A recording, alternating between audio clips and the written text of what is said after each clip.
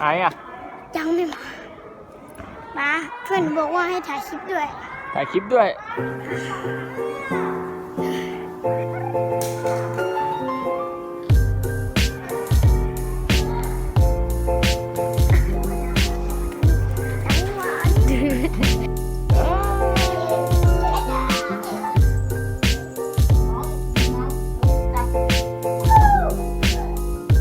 เอาน้องไปใกล้ๆดิ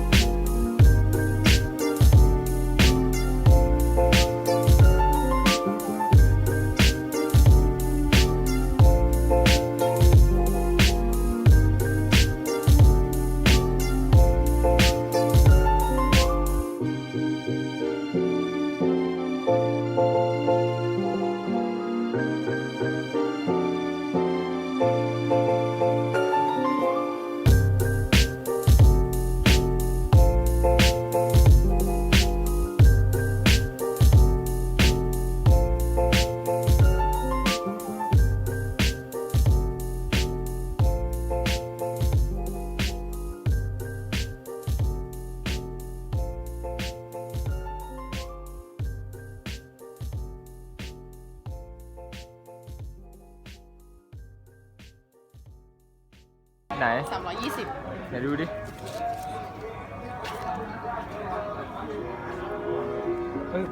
มันเป็นล็อกอินสเตรท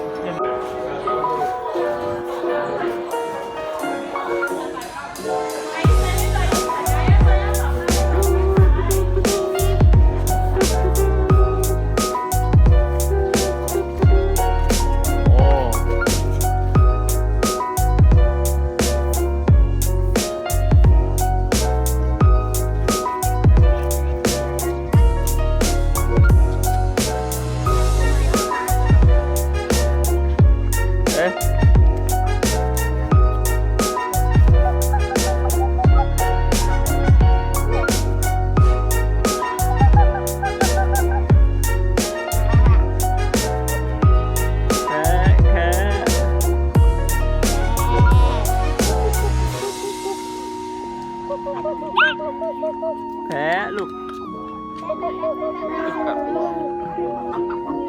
แม่อยู่นี่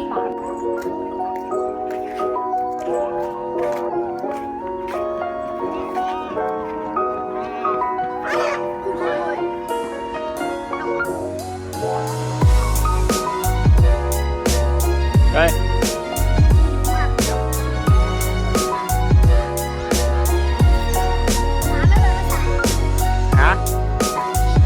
สัตว์ที่ไป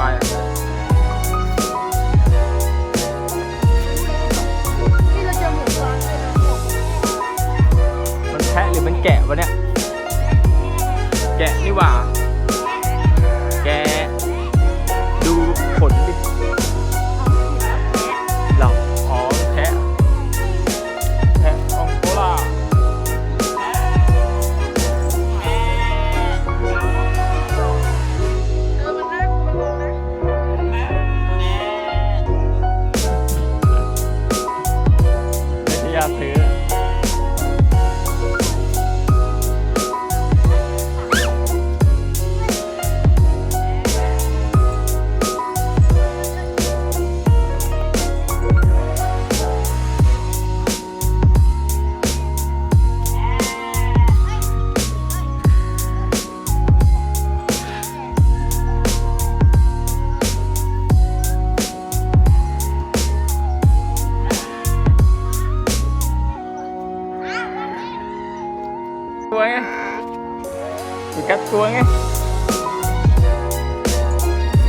มอไงมอไงไปงอตาดไงจะไปงอตาดไงมอไง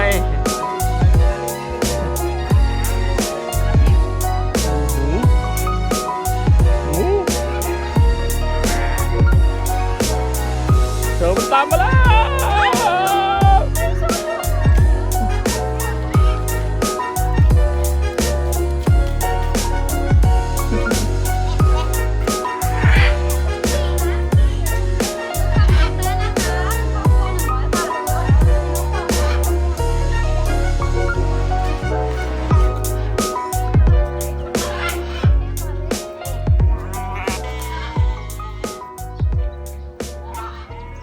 มาดิเหมือนมองไงเหมือนมองไง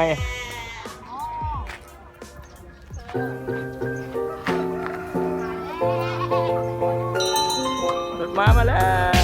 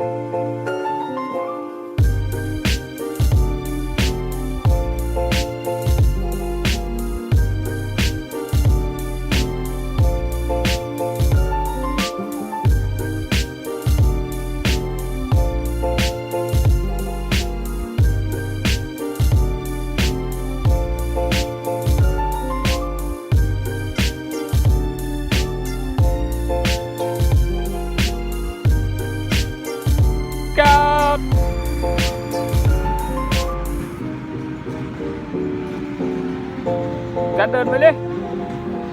ไอตูดเดินได้เราจะไปต้นไผ่ไอ้นี่กันในมือคนแคะเร็วเดิน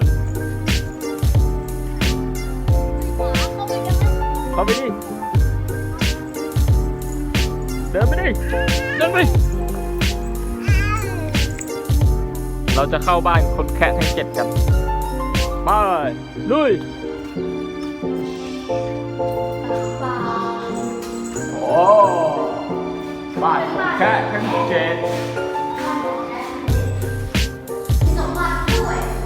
ไปโอ้สมบัติเมธานี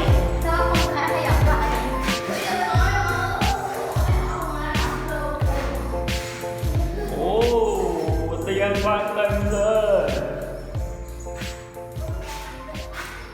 ออกจากบ้านคนแคะทั้ง7แล้วเหรองั้นเรามาคุยกับคนแคะทั้ง7กันนิทานเนี่ยมันไปคอนเซ็ปต์นิทานลูก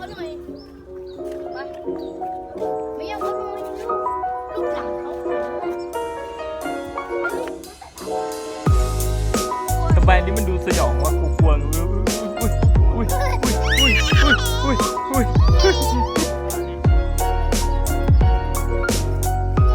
มังกรบินได้นะกลางคืนบินไอ้นี่กลางวันมันมารับจ็อบใช่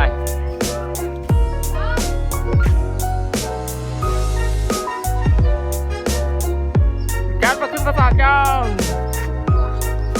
ไปเฮ้ยขึ้นไปดิขึ้นไปสู่มังกรนะ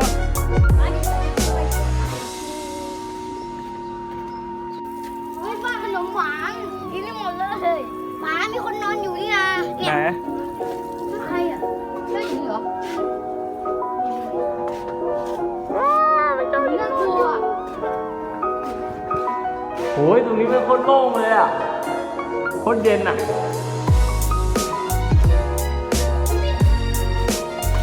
เฮ้ยแกค่อยนักนี่เฮ้ยแกมันก็อยากมา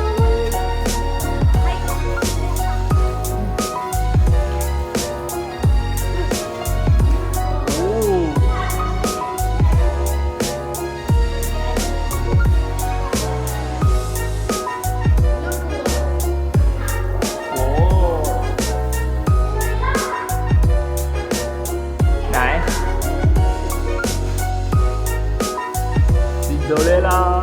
โดเรลา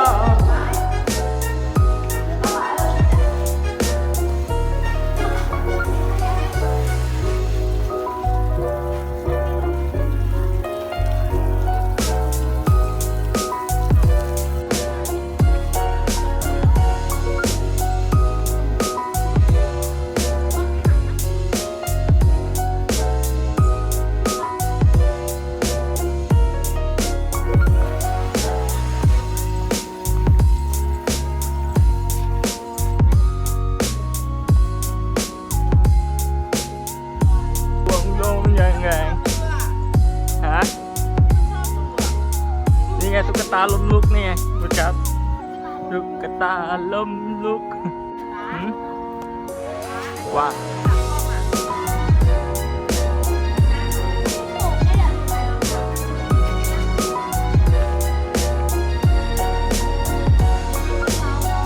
ครับ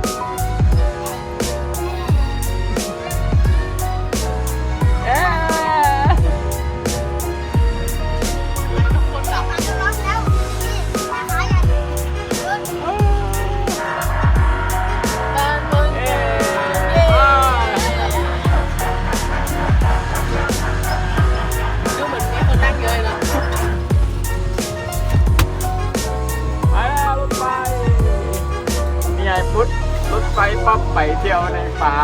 ใช่รถไฟป๊อปไปเที่ยวในป่าเดินตุ๊กตาล้มลุกโอ้ยโอ้ยโอ้ยโอ้ยเสียงสั่น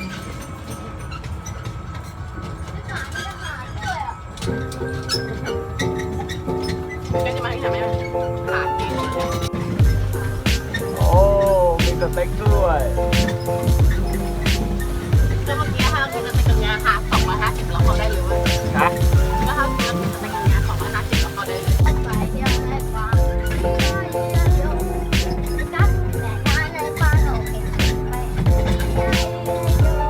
ไม่สนุกเลยค่ะต้องเป็นไรกลัวเลย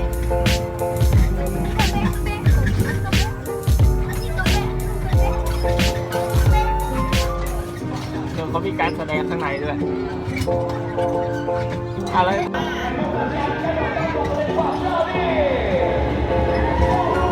พี่เขาไปถามพี่เขาไปดูในการแสดงวะนะมันหายไปหมด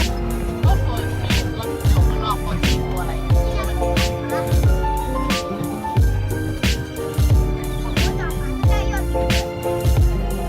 เฮ้ยคนที่จะกลับมาอีกเนี่ยเป็นคนถามที่เราบอกเขาอะอ๋อที่ฟ้านะนี่พาไปโลกไก่อะ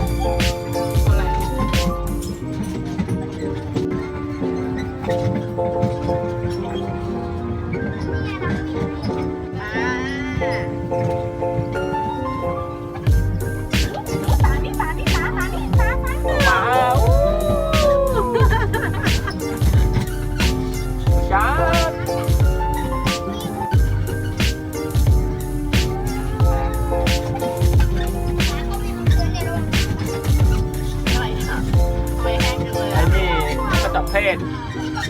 น้องมันจิตนะเว้ย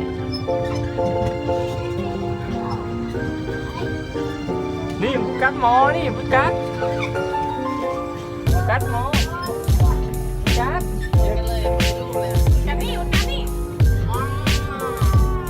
ก็เขาเลี้ยงไว้2 ตัวนึงไว้สตาร์ฟไว้